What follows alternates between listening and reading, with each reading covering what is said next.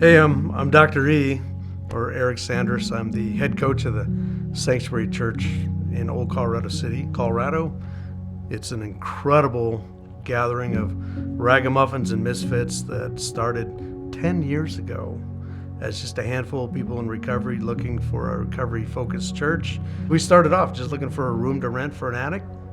Next thing you know, we have this thriving recovery program.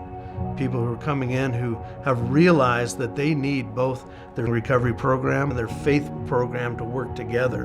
And that's how you decrease recidivism. One of the first people we encountered was a lady by the name of Yolanda. She comes in as an opiate addict and out of domestic violence. She finds Christ, she finds recovery. Fast forward 10 years later, this woman is one of the most influential people, not just in our church, but in this community when it comes to the margins. I found Eric after I left an abusive marriage. I started with him at the Sanctuary Church when he started the church, and we saw the need for sober living for people, for men and women to come into.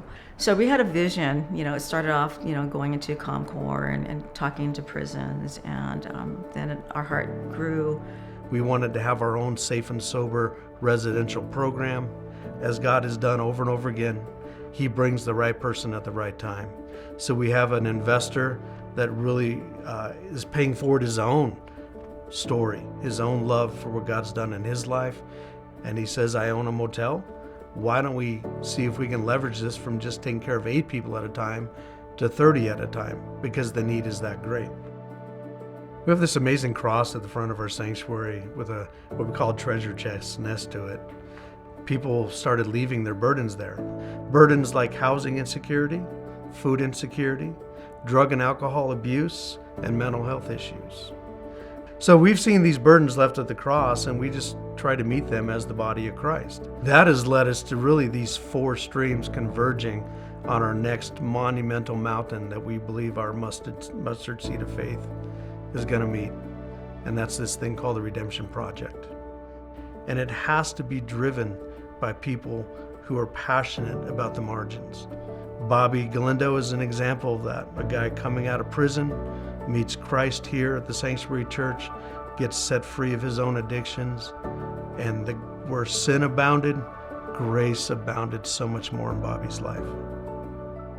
Our vision for the Redemption Project, we want to be able to provide everything from hope to employment, everything from love to housing, everything from Jesus Christ to just a whole new life. It's community, and that's one thing that God has shown me, is to give them that sense of hope when there's no more hope. And so we have just opened and housed our first 10 guys at this point, and we're very close to moving in our 30 within just a couple months. But that's a renovation project. That's a redemption project. An old, skanky, well-known motel on South Nevada in this town that God has chosen to redeem. He's chosen to bring it back to the life that He intended for it. The Redemption Project is more than just that motel. It's a vision of helping people redeem their lives holistically.